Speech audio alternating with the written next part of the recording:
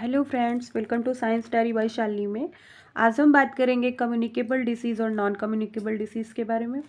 Now communicable diseases an illness due to a specific infectious agent और it's a toxic product capable of being directly or indirectly transmitted from man to man, animal to animal और from the environment to man और animal।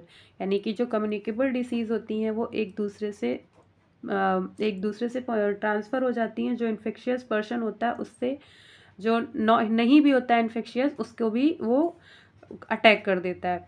तो non communicable disease क्या होती हैं? Just इसके opposite होती हैं, जो इसको शॉर्ट फॉर्म में बोला जाता है एनसीडी।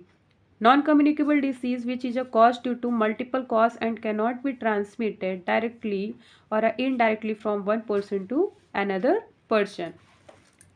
तो इसके बाद हम बात करेंगे कुछ डिसीज़ हैं जो बहुत ही इंपॉर्टेंट डिसीज़ के नाम है, जो कि हर कॉम्पिटिटिव एग्ज़ाम में पूछा ही जाता है, चाहे बैंक हो, एसएससी हो, जीडी हो, जितने भी आर्मी पुलिस जो भी हैं, हर किसी में पूछा ही जाता है। साइंस के उसके अंदर आता है साइंस में। तो हम बात करेंगे यहाँ पे डिसीज़ कॉज्ड बाय वायरल। तो वायरल डिसीज़ के बारे में बात करेंगे। एक तो कॉमन कोल्ड हो गया, दूसरा इन्फ्लुएंजा और flu, third one is a polio, fourth is small pox, fifth is a dengue fever, six is a hepatitis, seventh is a hydrophobia rabies, जिसको हम लोग रेबीज़ बोलते हैं, जो कि डॉगी के काटने से होता है या फिर पानी से डर लगता है। Then meningitis, ninth one is a mumps, and 10 is a AIDS और HIV, 11th is a cancer and it is a two types of cancer, two types Benign tumors और malignant tumors। इसके टू टाइप्स कैंसर्स के लिखे हुए हैं। और इसके बाद हमने बताने की कोशिश की है यहाँ पे डिसीज कॉज्ड बाय बैक्टीरिया। तो नंबर वन, जो बैक्टीरियल डिसीज होते हैं एज अ वेक्टर, कोई ना कोई बैक्टीरिया इफेक्ट करता है बॉडी को। तो पहला तो है टाइफाइड फीवर, जिसको हम लोग बोलते हैं फीवर, टाइफाइड फीवर। दूसरा है ट्यूबरक्लोसिस, जिसको हम लोग बोलते हैं TB. Third one is a cholera, जो कि क्लोरेसी होता है। ये प्रदूषित पानी और खाना खाने से होता है, पीने से होता है। और निमोनिया। और fifth one is a tetanus. Tetanus के बाद है लेप्रोसी, ये भी एक बैक्टीरियल डिसीज़ है। फिर वुपिंग कफ है। फिर सेफलिस है, सिफेलिस जिसको बोलते हैं ना, फालिस माद है। ये आफ्टर जनरली उन्हीं पर्सनस को होता है जो मैरिड होते हैं। ये सेक्सुअल ट्रांसमिशन के थ्रू ये बीमारी पाई जाती है लोगों में। और ये गोनोरिया, ये भी आफ्टर सेक्सुअल इंटरेक्शन के बाद ही होता है। और after that last one is a diphtheria.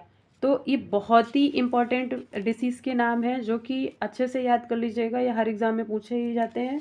अब हम आगे बात करेंगे कुछ डिसीज़ कॉज करती हैं जो प्रोटोजोवन डिसीज़ होती हैं।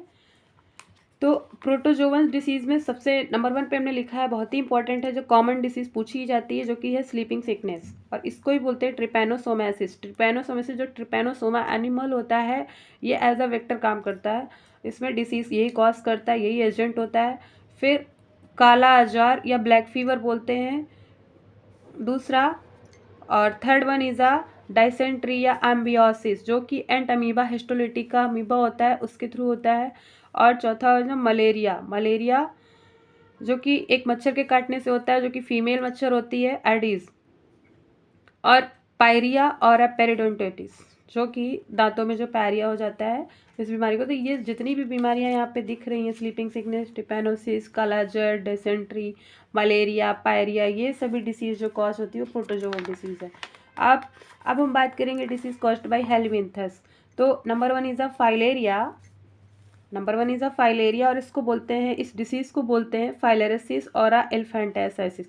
ये कॉज्ड बाय होती है वॉशेरिया ब्रोंकफिटी। ये एज अ वेक्टर है, डिसीज कॉज करता है। और third second one is ascariasis, caused by roundworm Ascaris lumbricoides. ये एनिमल है एस्केरिस, उसका नाम है, साइंटिफिक नेम है। और थर्ड बीमारी स्टेनिसिस, जो कि टेप वॉर्म से कॉज होता है। तो ये जितनी भी हैं, these all are a disease are caused by the parasitic. ये सभी पैरासिटिक होते हैं, पैरासिटिक एनिमल्स होते हैं। ये सभी डिसीज कॉज करते हैं और इनको बोलते हैं हम हेलमिंथस डिसीज। और disease caused by a fungi, number one is a ringworm. इसको बोलते हैं dermatophytosis. It caused by a Epidermophyton fungal infection of the skin, जो कि स्किन में इन्फेक्शन हो जाता है, जो दांत खाज खुजली जिसको बोला जाता है। तो इस वाली बीमारी को बोलते हैं, इस वाली डिसीज़ को बोलते हैं रिंग वॉर्म, और ये डिसीज़ कॉज करता है एक फंजाई। फिर infection spread through a contact commonly among a children. Generally ये देखा गया है कि बच्चों में ज़्यादा फैलता है, क्योंकि बच्चे छोटे होते हैं, बाहर खेलते हैं, एक दूसरे के कांटेक्ट में आते हैं, हर कोई उनको टच कर लेता है और बाहर खेल रहे होते हैं मिट्टी में, तो कहीं ना कहीं इनके फंजाई जल्दी इन पे अटैक करते हैं। तो जनरली चिल्ड्रंस पे ही देखा गया है, और एडल्ट में भी देखा जाता है, जैसे कि दाद हो जाता है, खुजली हो जाता है स्किन पे।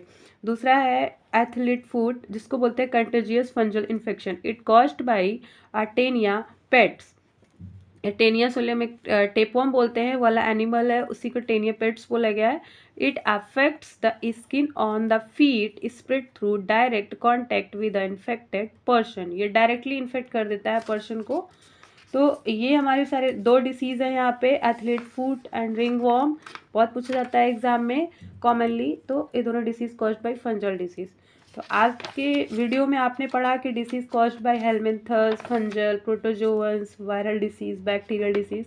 अगर ये वीडियो आपको अच्छा लगा हो तो लाइक करिएगा, शेयर कीजिएगा, और इसके बाद हम इसको डिटेल में पढ़ेंगे कि इनके क्या सिम्टम्स होते हैं, और इनका कौन मतलब जो भी रोग क्षमता जनक होते हैं वो कौन होते हैं, और क्या प्रिवेंशंस होंगे, क्या कंट्रोल्स होंगे, ये सारी चीज़ें नेक्स्ट वीडियो में पढ़ेंगे। तो आप हमारा वीडियो अच्छा लगे तो आप लाइक करिएगा, शेयर कीजिएगा, और हमारे चैनल को सब्सक्राइब कर लीजिएगा।